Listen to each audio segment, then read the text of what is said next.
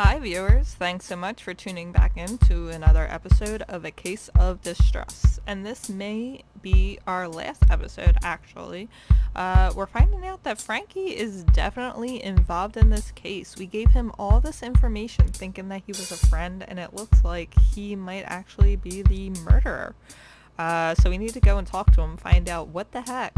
That is not something friends do. So without further ado, let's go ahead and talk to him. Oh, maybe that's how she got into the car accident. He gave her something to drink and, well, no, I mean, a taxi driver. Well, okay, let's just figure it out. Alright, we'll figure it out. He'll tell us. Let's go. Go here.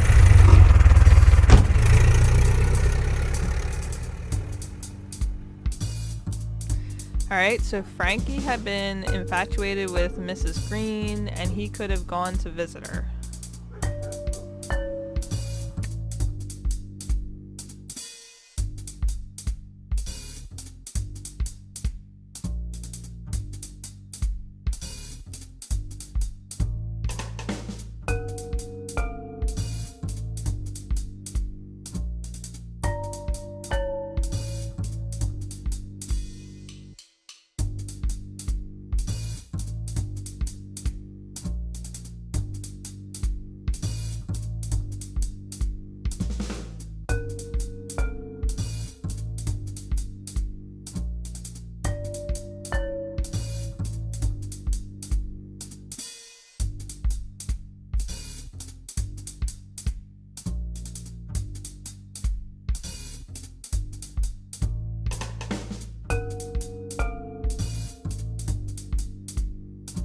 Alright, Frankie had been infatuated with Mrs. Green, and he could have gone to visit her. He could have taken the gun he knew about Stable from when I told him of the case, and he could have planted it at the racetrack.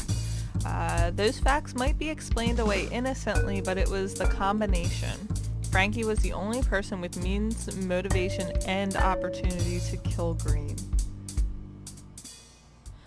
I stepped out of the cab, hoping Frankie could give me another explanation for all of it. Well, he ain't gonna get it. I walked down the creaking steps, the familiar basement smell, I must have spent some time looking around the place, inhaling it. Eventually my eyes fell on Frankie. He gave me his generous smile that I knew well. I pulled out the hat and showed it to him. "This hat belongs to you," I said in a flat tone. Frankie gaped. If I'd had any doubts, that look erased him. "You killed Connor Green." Frankie's next sentence was short, delivered after a sigh. I always remembered it. "I can't lie to you," he said. My jaw began to quiver, either from sadness or anger. It was hard to be sure. "Why get wrapped up in this?" I asked. "Does that dimpled girl mean so much to you?" Frankie shook his head. "This will be a long story," he started. "No, we want to hear it." I let him talk. Alright, so what's the long story? As heated as I was, I had to know why Frankie would kill my client. "That's the sheet." He motioned to the newspaper, flopped on the bar. 1887, the St. Louis Browns, my last good season. My career was ruined by Thomas Kinney. Kinney was a mob boss, you see. He ran St. Louis's politics. Above ground and below, he was cruel to everyone, sure, but he had this special hate for blacks. In 1887, that hate came to baseball. One practice, a local kid comes up to the fence and calls Murray, our left fielder, over to him. He tells Murray that every Browns player has to sign onto a letter which says that we refuse to play against the Brooklyn Cubans, a color team. The kid then runs off. We all knew who the orders had really come from. If I refused to ink it, Kinney's gang would run me out of baseball or worse, but some of my best teammates and people I'd known over the years had been black. I was torn up about it. In the end, I guess I was just a kid who wanted to play. I didn't want trouble. I signed with the others. It was the worst decision I ever made, Malone.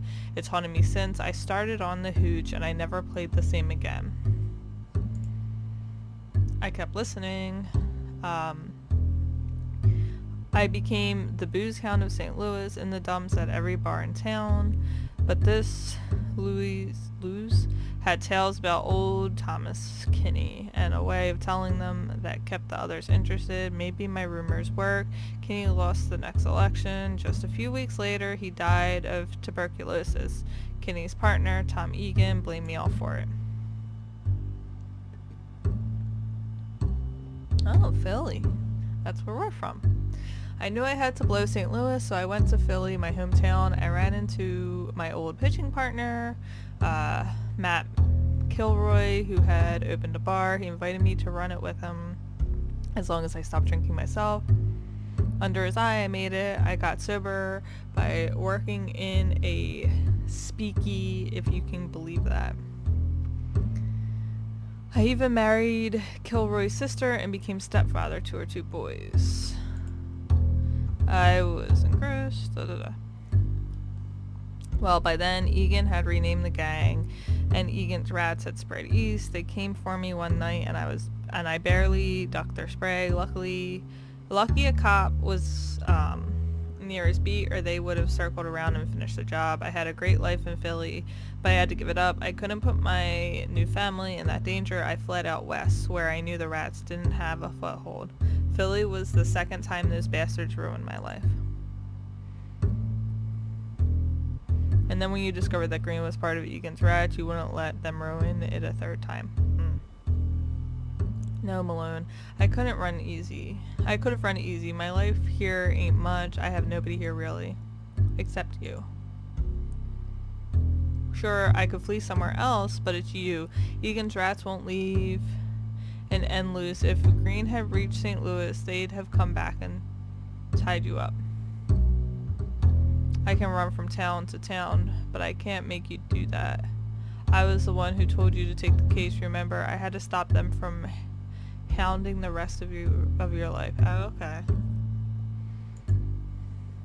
I stared at him without a thought of emotion. He said, I did this for you.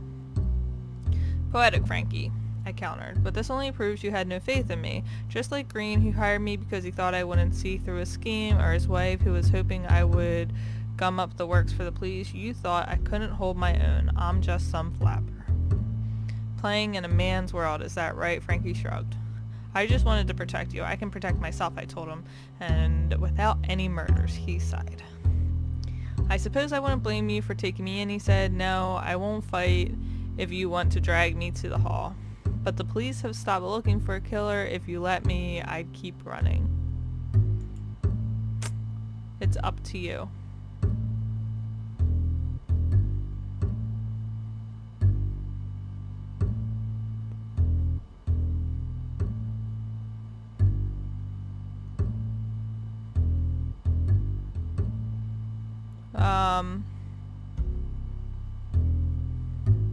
So here's my thought process.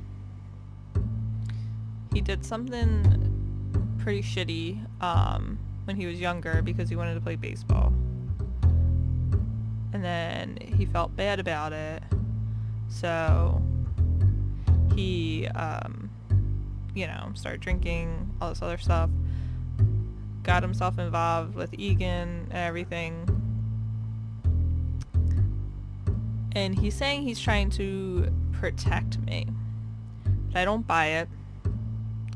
I think he should be arrested. So we're going to arrest him. Oh, that's it, I guess.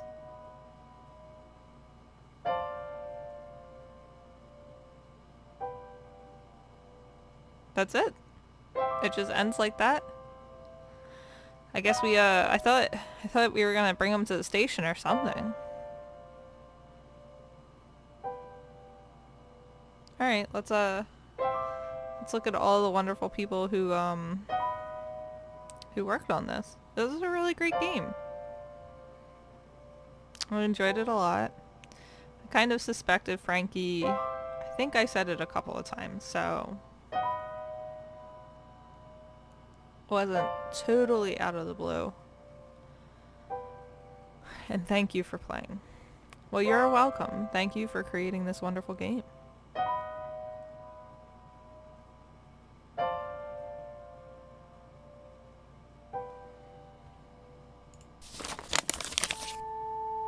Alright, here we go.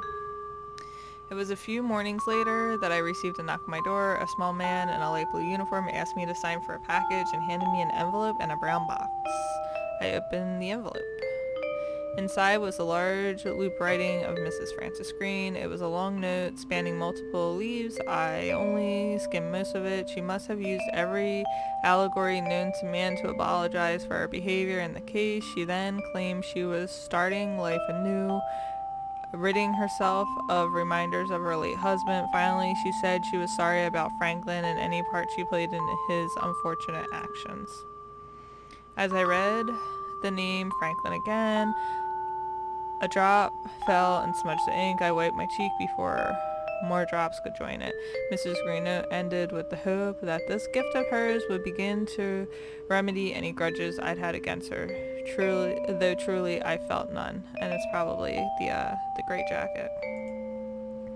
I turned to the box and removed one side of the tape from the cardboard and then snapped the flaps open with a couple loud pops. Rolled in a loose ball. Inside the box was Lewis's gray coat. I put it on and looked at myself in the mirror. I grabbed the labels and pulled them tight. The trench coat suited me. I wondered how Green had first gotten a hold of it. That innocent question was about to lead to a lot of trouble.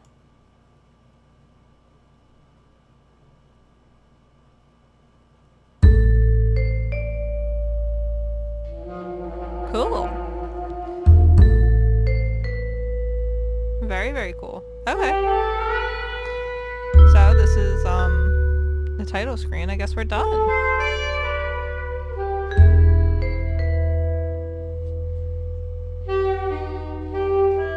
Yep. All done. Okay, well, I hope you enjoyed it. I hope you're not too upset that Frankie was arrested. I think it was the right thing for our character to do. But as always, feel free to let me know why I made the wrong mistake in arresting him. Okay, so I want to really thank everyone for watching. I think this was a really fun, great game. I enjoyed it a lot. And I guess this Let's Play is over, but there will be more to come. So thank you so much. And until next time, talk to you soon.